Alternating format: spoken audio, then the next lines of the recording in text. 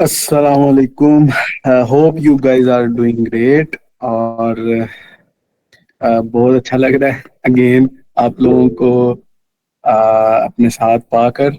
और यस, आज का हमारा टॉपिक बेसिकली ये है कि सिंस अल्लाह पाक ने किसी को भी जीरो पैदा नहीं किया, तो अल्लाह पाक ने हर बंदे को कोई ना कोई क्रिएटिविटी दी है। हर इंसान क्रिएटिव है। तो अगर इंसान क्रिएटिव है तो फिर इसका मतलब ये है कि अल्लाह पाक ने भी किसी बंदे को जीरो पैदा नहीं किया। तो इट्स अप टू द इंसान कि जो अपनी क्रिएटिविटी को पहचाने और उसको प्रेफरेंस पे रख के उसमें ही परसू करे अपना करियर, अगर उसका करियर परसू हो सकता है। आज हम में से बहुत से लोग सारी सारी जिंदगी गुजार देते हैं, लेकिन यही नहीं पता कर पाते कि वो बेसिकली उनकी क्रिएटिविटी, उनका टैलेंट, उनका हिडन टैलेंट क्या है। लोगों के मुताबिक अपनी लाइफ गुजारते हैं, वो सारी जिंदगी अपने साथ टैग्स बढ़ाने की कोशिश करते हैं। They never represented themselves as कि वो कैसे हैं, उनका क्या टैलेंट है। वो सिर्फ और सिर्फ जो दुनिया में ट्रेंड्स चल रहे हैं, वो सिर्फ और सिर्फ वैसे ट्रेंड्स और वैसे टैग्स को अपने साथ लगवाने की कोशिश करते रहते हैं। And that's all. का नुकसान भी है, और इवन के कुछ लोग अपने आप को, अपने इनर सेल्फ को, अपनी क्रिएटिविटी को ना पहचानने की वजह से अगर उनसे कभी पूछा जाए कि हु आर यू, तो वो हार्डली इस बात का भी जवाब दे पाते हैं कि हम कौन है बेसिकली। बिकॉज हम कहें कि अपार्ट फ्रॉम योर टैग्स, मैं आज आप लोगों से ये क्वेश्चन भी छोड़ता जाता हूँ। वैसे तो मिस रोहा रीत जो है वो आपको क्रिएटिविटी पे बताएंगी, लेकिन साथ में आप लोगों के लिए एक क्वेश्चन भी छोड़ना चाहता हूँ कि आप अपने आप से ये क्वेश्चन जरूर पूछिएगा कि आप कौन है apart from your tags. Since मैं अपनी बात करूं तो मैं अगर सॉफ्टवेयर इंजीनियर हूं, मैं कॉमर्स यूनिवर्सिटी से BScs कर चुका हूं। इसके अलावा ये तो मेरे टैग्स हो गए, मैं कौन हूं। तो इसको आपने इस सवाल का जवाब अपने अंदर ढूंढना है, ठीक है। और जब आप अपने लिए ये सवाल का जवाब ढूंढेंगे तो आप अपने अंदर के हिडन टैलेंट को भी पहचानेंगे और अपनी क्रिएटिविटी, जिसमें आप बहुत ज्यादा क्रिएटिव हैं किसी भी डायमेंशन में, आप उसको भी पहचानेंगे। तखीर किए बगैर मैं मिस रोहा अरीज को दावत दूंगा कि वो मजीद क्रिएटिविटी के बारे में हमें आगाह करें। और तो मैं तखीर किए बगैर मिस रोहा को बुलाता हूँ। Handing over to you miss Roha Areej, please. Okay, so thank you so much, Mr. President. Assalamu alaikum everyone. I hope all of you are doing great. और आप सबको यहाँ देख के मुझे बहुत हुई जिसने भी ज्वाइन किया, और I am really so much excited. मैं आप सबको यास्मीन फाउंडेशन की तरफ से यूथ एम्पावर फेलोशिप में वेलकम करती हूँ। And first of all I am truly honoured कि यास्मीन फाउंडेशन ने मुझे ये मौका दिया कि मैं आज आप सबके साथ एक बहुत ही इंटरेस्टिंग टॉपिक शेयर कर सकूं, जो कि है unlock your creative power, learn, design and start your journey. सबसे पहले मेरा आप सबसे एक छोटा सा क्वेश्चन है कि आप सब में से कौन कौन खुद से ये कहता है कि ओ मैं क्रिएटिव नहीं हूँ, मैं तो बहुत लॉजिकल हूँ, या मेरे पास क्रिएटिविटी नहीं है। सो आप लोग अपने हैंड रेज कर सकते हैं या फिर अनम्यूट करके भी बता सकते हैं। आप में क्रिएटिविटी नहीं है? नहीं, आप उससे यूज नहीं कर रहे। Creativity is not something you have, it's something you do.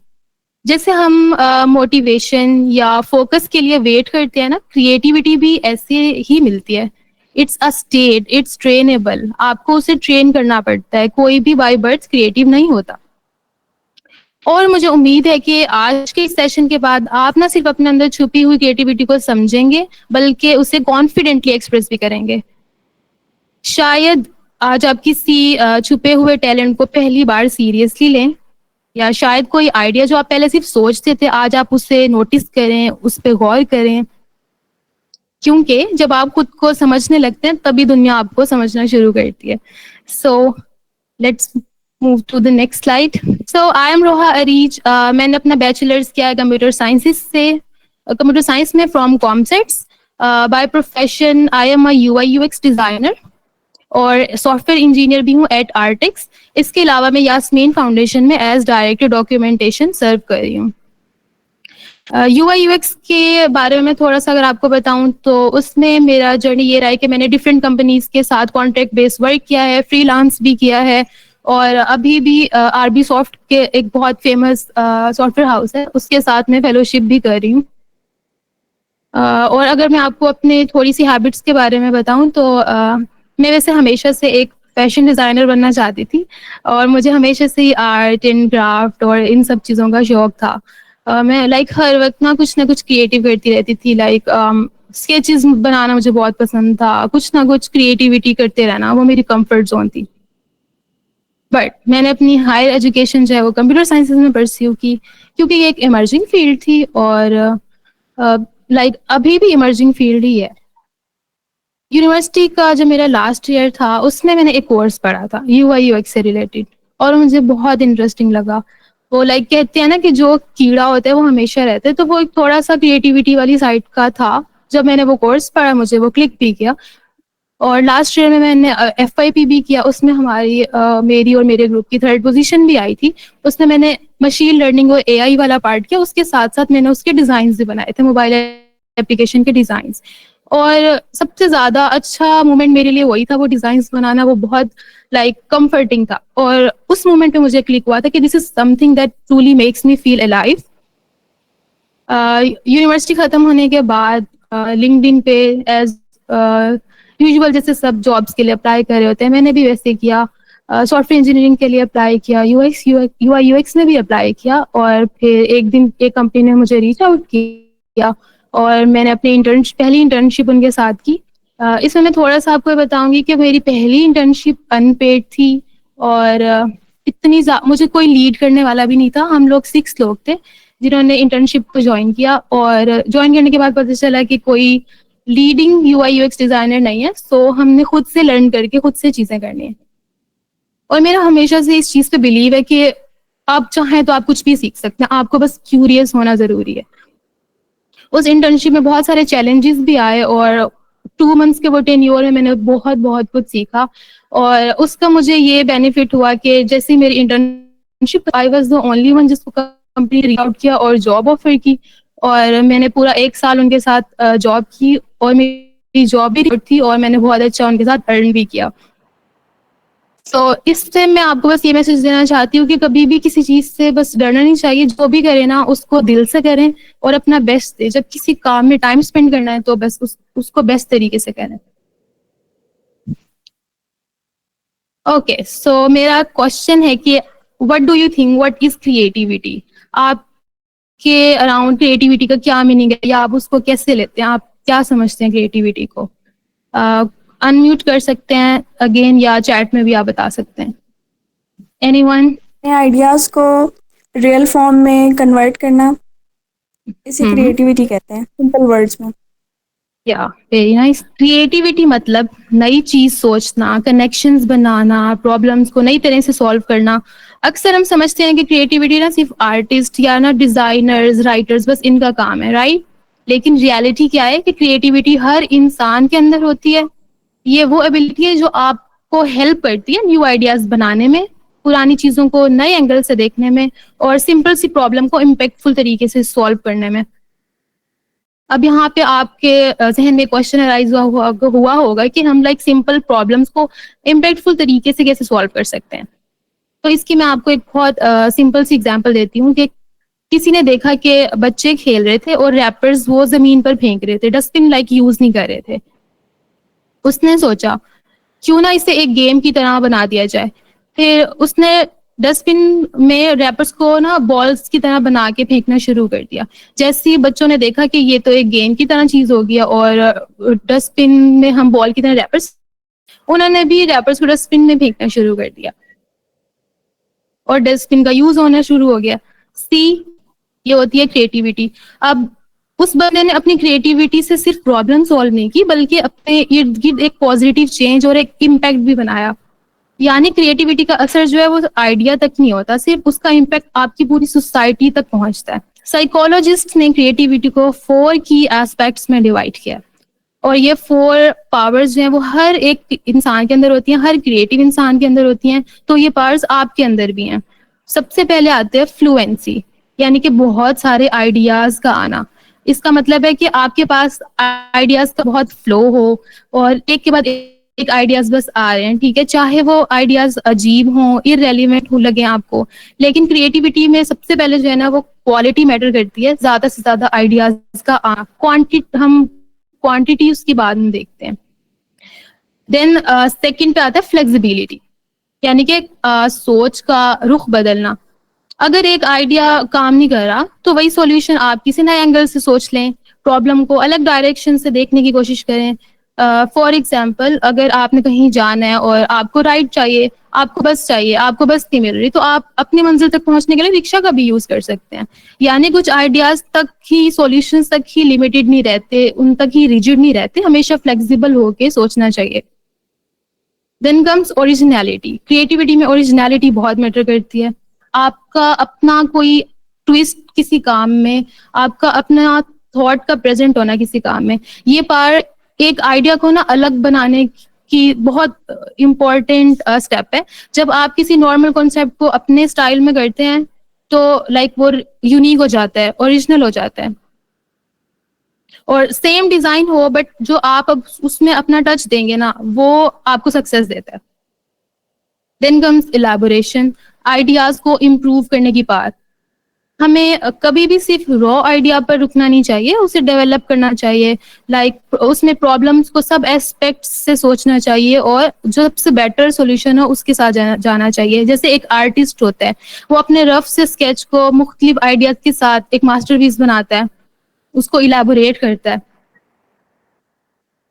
अब अक्सर लोग सोचते हैं कि one idea must be the idea, लेकिन ट्रूथ ये है कि ग्रेट आइडियाज बहुत सारे फ्लॉप आइडियाज से निकलते हैं।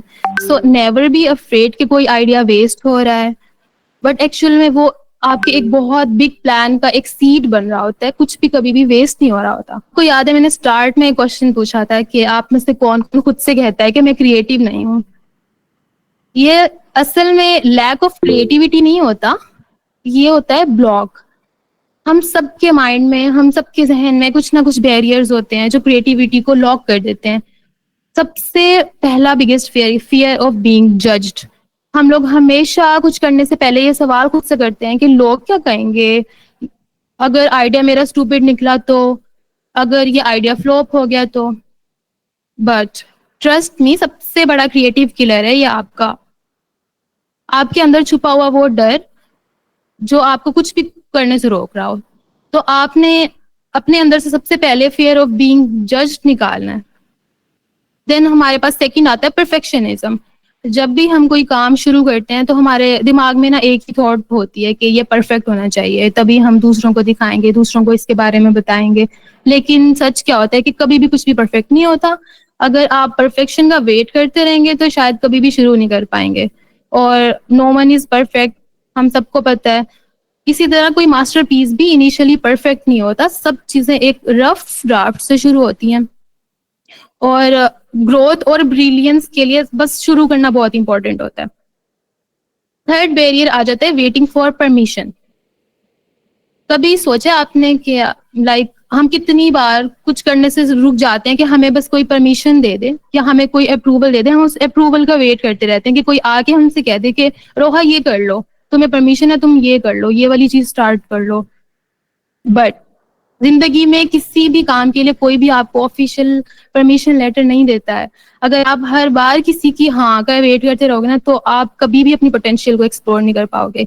अपनी परमिशन खुद लेना सीखें, क्योंकि जब आप अपने लिए हाँ करते हैं ना तो सब लोग आपके लिए हाँ करते हैं। And the fourth most important barrier is staying in your bubble. अपनी कंफर्ट जोन में रहना। हम लोग रोज अगर एक ही चीज में रहेंगे, एक ही जैसे लोगों से मिलेंगे, एक ही जैसी रूटीन को फॉलो करते रहेंगे तो हमारे पास नए आइडियाज नहीं आएंगे, नई सोच नहीं आएगी। नए कनेक्शन से, नए लोगों से मिलने से नए एक्सपीरियंसेस आते हैं। नए एक्सपीरियंसेस से आपके पास नए आइडियाज आते हैं। और हमें माइंड भी हमारा वही देता है, वही इनपुट दे रहा होता है जो आप अपनी डेली रूटीन में कर रहे होते हो। इसीलिए नए पर्सपेक्टिव्स बहुत इंपॉर्टेंट है नए आइडियाज के लिए। सो अपने बबल से बाहर निकलें नए आइडियाज को एक्सप्लोर करें और इस बैरियर को अपने जिंदगी से भी बाहर निकालें। अब हम सब ये देखते हैं कि हम अपनी क्रिएटिविटी को ट्रेन कैसे करें, और आप सब भी इस फेलोशिप में, इस वेबिनार में इसलिए आए हैं कि हम अपनी क्रिएटिविटी को ट्रेन कैसे कर सकते हैं। तो ये याद रखना जरूरी है कि क्रिएटिविटी एक स्किल है, और हर स्किल की तरह ये भी प्रैक्टिस और टाइम के साथ ग्रो करती है। जितना ज्यादा आप अपने दिमाग को एक्सप्लोर करते हैं, नए नए आइडियाज सोचने की कोशिश करते हैं, उतनी ज्यादा आपके क्रिएटिव मसल भी स्ट्रॉन्ग होते हैं। सबसे पहला स्टेप आता है द पावर ऑफ क्वेश्चंस पूछना। क्वेश्चन में ही हमेशा आंसर्स होते हैं। क्रिएटिव लोग जो हैं वो डिफरेंट सवाल करते हैं। जब आप नए सवाल पूछते हो तो जवाब भी नए मिलते हैं। जिस सवाल को कभी किसी ने पूछा नहीं, कभी किसी ने सोचा नहीं, उसका जवाब भी यूनिक होगा और वो आइडिया भी यूनिक होगा। आज हर चीज आउटसोर्स हो रही है, क्रिएटिविटी और इमेजिनेशन आउटसोर्स नहीं हो सकती। ये बात आप हमेशा याद रखें कि क्रिएटिविटी और आउटसोर्स कभी भी, क्रिएटिविटी और इमेजिनेशन कभी भी आउटसोर्स नहीं हो सकती। वो बहुत यूनिक और अल्लाह ताला ने सिर्फ इंसानों को दी है। और अगर हम देखें तो बच्चे हमारे पास जो होते हैं वो नेचुरली क्रिएटिव होते हैं। क्यों होते हैं वो नेचुरली क्रिएटिव? क्योंकि उन्हें लोगों की ओपिनियन का एक तो डर नहीं होता, उनके जहन में कोई लिमिटेशन नहीं होती, और उन्हें डर नहीं लगता मिस्टेक्स करने से। इंडस्ट्री में जितनी भी क्रिएटिविटी आती है ना, वो हमेशा इंडस्ट्री से बाहर के लोग लेके आते हैं। क्यों? क्योंकि वो लोग अलग नजरिए से देखते हैं। जब आप इंडस्ट्री का पार्ट बन जाते हो, आपके जहन में भी वही लिमिटेशंस आ जाती हैं, वही सब बैरियर्स आ जाते हैं कि ये चीज तो नहीं हो सकती, ये लिमिटेशन है, ये नहीं हो सकता। जबकि जो इंडस्ट्री से बाहर के लोग होते हैं वो डिफरेंटली चीजों को सोच रहे होते हैं कि इस चीज को हम ऐसे इनोवेट कर लेते हैं। फॉर एग्जाम्पल, एलॉन मस्क है, आप सब जानते होंगे, ही इज वेरी फेमस। अगर उन्होंने किसी दिन बैठ के सोचा कि अगर मैं टेक्नोलॉजी को कार के साथ इम्प्लीमेंट कर दूं तो क्या बनेगा, तो सी कितना यूनिक आइडिया था। और आज टेस्ला हर कोई उसे ऑन करना चाहता है। Tesla is very famous. तो इंडस्ट्री से जो बाहर के लोग होते हैं वो क्रिएटिविटी का एक बहुत बड़ा सोर्स होते हैं, इनोवेशन का एक बहुत बड़ा सोर्स होते हैं, और नए सवाल से हमेशा आपको नया जवाब मिलेगा। देन हमारे पास बहुत एक पावरफुल मेथड है स्कैम्पर। आपको इसका नाम बहुत वियर्ड और मुश्किल सा लग रहा होगा, बट ये बहुत इंटरेस्टिंग है, बहुत मैजिकल है। आप इसको किसी भी फील्ड में कहीं पे भी अप्लाई कर सकते हैं, अपनी डेली लाइफ में भी अप्लाई कर सकते हैं, और इसको अप्लाई करके आप अपनी क्रिएटिविटी को ट्रेन कर सकते हैं। स्कैम्पर जो बेसिकली ये 7 लेटर्स से मिलके बना है। Substitute, combine, A for adapt, then modify, put to another use, E for eliminate and R for reverse। अब मैं इसको आपको छोटी छोटी एग्जाम्पल से बताती हूँ कि आप इसको कैसे इम्प्लीमेंट कर सकते हैं, या फिर अभी तक जो इम्प्लीमेंट हुआ है वो कैसे हुआ है ये। सो S for substitute, मतलब किसी चीज को किसी और से रिप्लेस करना। अब हम इसकी सिंपल सी एग्जाम्पल अगर देखें तो मोबाइल फोन्स थे। मोबाइल फोन्स में पहले नीचे जो है वो बटन्स होते थे और स्क्रीन बहुत छोटी हो जाती थी। बटन का यूज जस्ट बटन तक ही था, स्क्रीन भी वेस्ट हो रही थी और साइज भी बहुत ज्यादा था। तो किसी ने क्या सोचा कि मैं इस पूरे को टच बना देता हूँ, बटन्स खत्म कर देता हूँ, और जिसने भी अगर बटन्स यूज करने होंगे तो वो स्क्रीन पे विजिबल हो जाएंगे और वो यूज हो जाएगा। उससे एक बिल्कुल नया प्रोडक्ट बन गया। Then comes combine, 2 different ideas को जोड़ना, कंबाइन करना। अब किसी ने सोचा कि वो बेल को और क्लॉक को कंबाइन करते हैं, तो उससे एक अलार्म क्लॉक बन गया जो आज हम सब यूज करते हैं। देन अडेप्ट के अपने इन्वायरमेंट के मुताबिक, माहौल के मुताबिक अडेप्ट कर लेना। इसकी एग्जांपल ऐसे हो सकती है कि टीचर है, अगर वो इंग्लिश में पढ़ाता है और बच्चों को उर्दू में समझ में आती है, तो बच्चों को कुछ भी समझ में नहीं आएगा। टीचर के लिए बहुत जरूरी है कि वो अडेप्ट करे। वो उर्दू में पढ़ाएगा तो बच्चों को समझ आना शुरू हो जाएगी। तो आप भी अपने आइडियाज में सोचें, अपनी जो भी आप कुछ करना चाह रहे हैं, आपका प्रोडक्ट है, आप उसमें सोचें कि अडेप्टेशन आप कैसे कर सकते हैं, आप यूनिकनेस उसमें अडेप्टेशन के थ्रू कैसे ला सकते हैं। Then comes modify. आप साइज में मॉडिफिकेशन कर सकते हैं, चेंज कर सकते हैं, कलर में मॉडिफिकेशन कर सकते हैं। अब इसकी एग्जाम्पल ये कि एक जैसे कार थी, कोई भी कार्स को ना परचेज नहीं करता था क्योंकि वो बहुत एक्सपेंसिव होती थी और कोई भी उसको एक बारी में नहीं खरीद सकता था। तो किसी ने उसके ऊपर वर्कआउट किया और उन्होंने इंस्टॉलमेंट वाला प्रोसीजर स्टार्ट कर दिया कि आप इंस्टॉलमेंट्स दो और गाड़ी ले जाओ। इससे क्या हुआ, उसको भी फायदा होना शुरू हुआ इंटरेस्ट के थ्रू, और उनका प्रोडक्ट भी सेल होना शुरू हो गया, और लोगों के लिए भी बहुत इजी था कि वो हर महीने थोड़े से पैसे देते थे और उन्होंने उस गाड़ी को भी ऑन कर लिया। सो मॉडिफिकेशन, इसकी एक और एग्जांपल ये भी हो सकती है कि फोन्स हैं, उनके डिफरेंट साइजेस कंपनीज ने निकाले हैं, किसी के लिए कोई फिजिबल है, किसी के लिए कोई फिजिबल है। Then comes P, put to another use, मतलब किसी चीज का हम जो असल बेनिफिट है उसके अलावा भी वो कैसे यूज हो सकती है।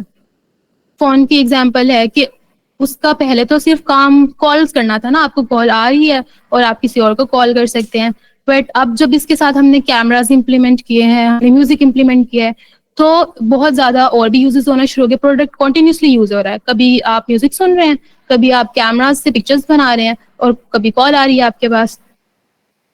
देन इलैमिनेट, इलैमिनेट मीन्स कि आप कोई प्रोडक्ट है, आपका कोई आइडिया है, आप उसमें से कोई चीज निकाल के देखें क्या वो बहुत ब्रिलियंटली वर्क कर रही है।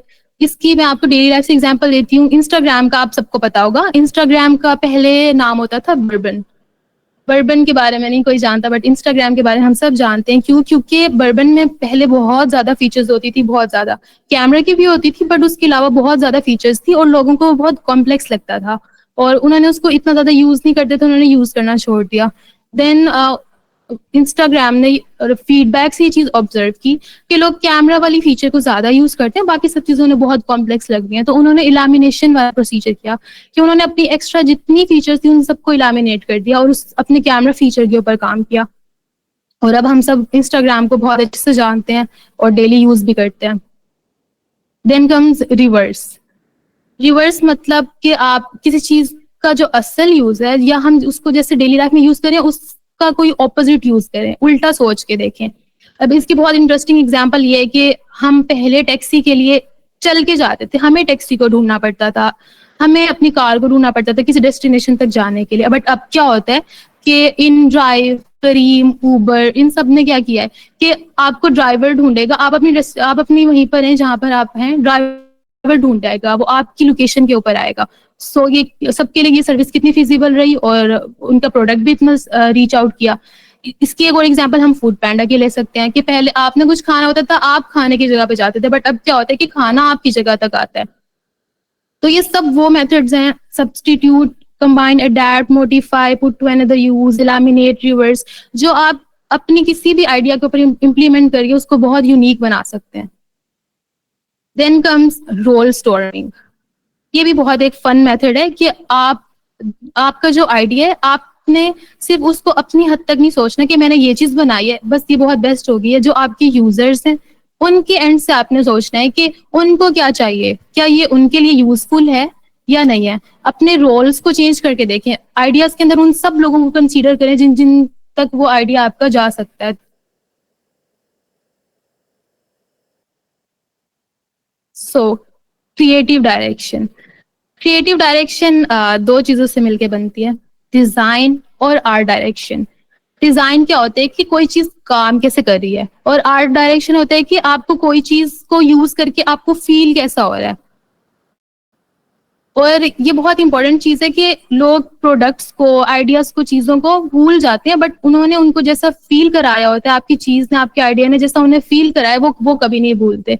और आजकल जितना डिजिटलाइजेशन का दौर है उसमें फील बहुत मैटर करती है, आर्ट डायरेक्शन बहुत मैटर करती है कि आपकी चीज फील कैसे करा रही है लोगों को।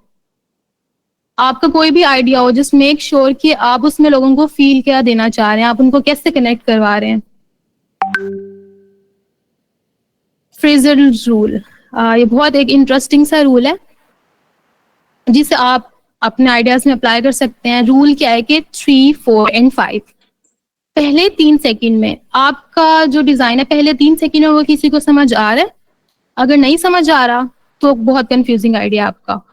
दूसरा स्टेप क्या है, 4 स्टेप अवे, क्या आपकी इंटेंट जो है या आपका जो इरादा है, पर्पस है, वो दूर से नजर आ रहा है। हम इसे पोस्टर्स या बैनर्स में भी अप्लाई कर सकते हैं कि दूर से वो इम्पैक्ट क्रिएट करें। अगर 4 स्टेप दूर से नहीं समझ आ रहा, कोई अंडरस्टैंड नहीं कर पा रहा, तो ही डिजाइन करें। थर्ड स्टेप आता है 5 वर्ड्स। क्या आप अपना डिजाइन 5 वर्ड में एक्सप्रेस कर सकते हैं? अगर आप 5 वर्ड से बहुत ज्यादा हो रहे हैं, लाइंस एंड ऐसे पे जा रहा है, तो मतलब आपका आइडिया बहुत एम्बिगुअस है, वो समझ नहीं आ रहा और उसको आपको रीथिंक करने की बहुत जरूरत है।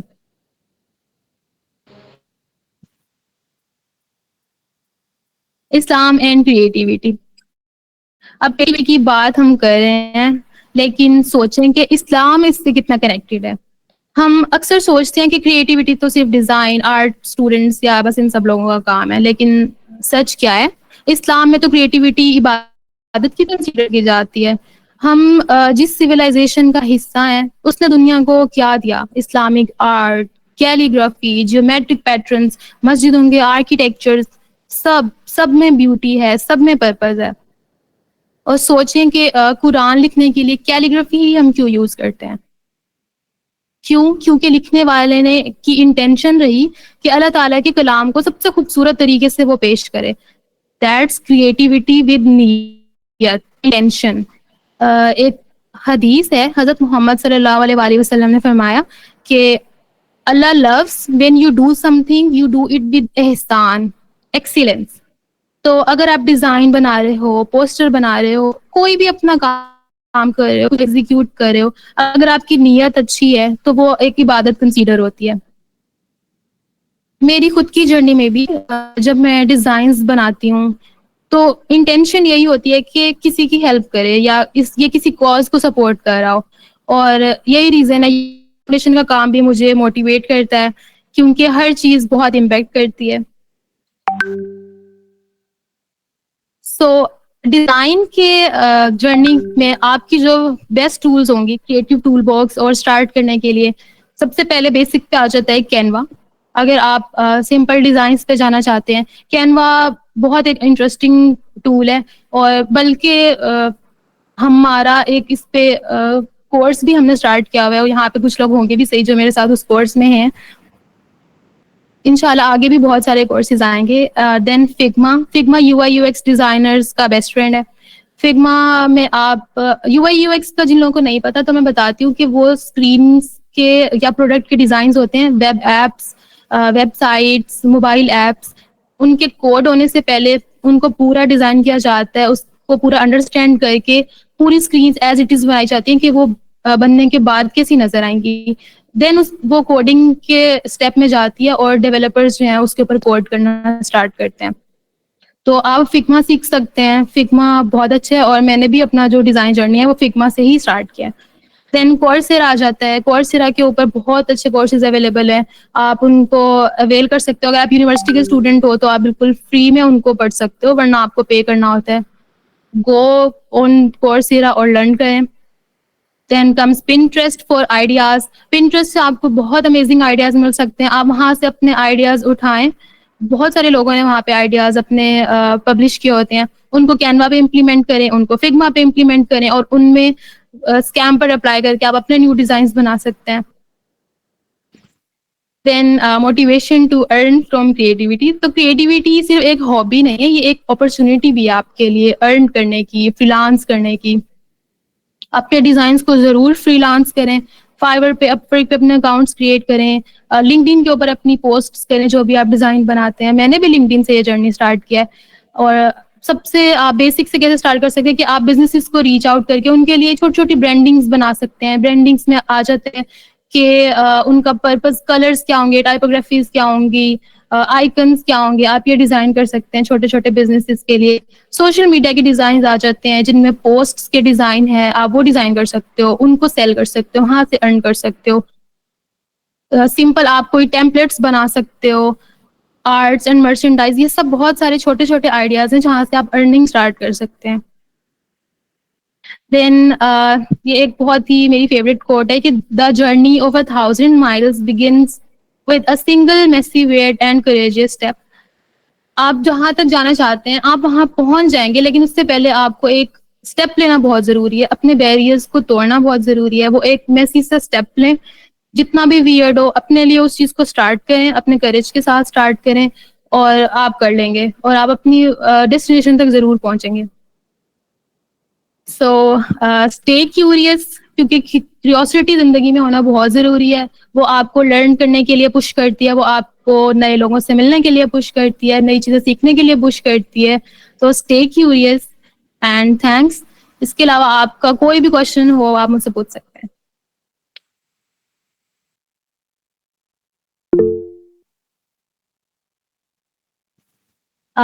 जी अरसलान, प्लीज अनम्यूट कर लें। अस्सलाम वालेकुम। वालेकुम अस्सलाम। मेरा सवाल था कि जैसे आपने स्टार्ट लिया था क्रिएटिविटी का, और तो मेरा सवाल ये था कि क्या क्रिएटिविटी सिर्फ लिंक्ड है आर्ट के साथ, या फिर ऐसा है कि अगर सपोज कोई आपको प्रॉब्लम ले आके देता है, किसी भी फील्ड का प्रॉब्लम हो, और फिर वो 3 डिफरेंट बंदों के अंदर डिस्ट्रीब्यूट करता है, और वो हर एक बंदा डिफरेंट प्रॉब्लम को डिफरेंट टेक्निक से सॉल्व करता है, तो क्या ये भी क्रिएटिविटी ही होगी ना? एग्जैक्टली यही तो क्रिएटिविटी है। क्रिएटिविटी सिर्फ डिजाइन तक महदूद नहीं है, वो यही है कि हर इंसान उसको डिफरेंटली सॉल्व करेगा और उसके डिफरेंट पॉसिबल सॉल्यूशंस निकलेंगे। अगर आपके पास एक प्रॉब्लम आई है, आपने सोच के उसके 20 सॉल्यूशंस निकाले, अब उस टाइम पे वो 20 आपने निकाले, फिर हम उसके ऊपर कन्वर्जेंट मेथड अप्लाई करते हैं कि उन 20 को आपने इलिमिनेट करना है, उसमें से जो बेस्ट सॉल्यूशन है उसको आपने फाइनल लेके चलना है। क्रिएटिविटी हर फील्ड में हर जगह पे अप्लाई होती है। तो मुझे लगा कि शायद आपने वो एड पे आइडिया दिया ना कि फिग्मा और इस तरह के हम सिर्फ हाँ, वो मैंने पोस्टर वगैरह या डिजाइनिंग वगैरह, तो इसलिए मुझे लगा कि शायद क्रिएटिविटी सिर्फ आर्ट के साथ शायद। नहीं, वो मैंने विजुअल साइड पे अगर कोई कंटिन्यू करना चाहता है मेरी तरह, यूआई यूएक्स में कंटिन्यू करना चाहता है, मैंने उनके लिए थोड़ा सा बताया था टूल्स एंड थिंग्स। ठीक है, थैंक यू सो मच। या वेलकम। Anyone else?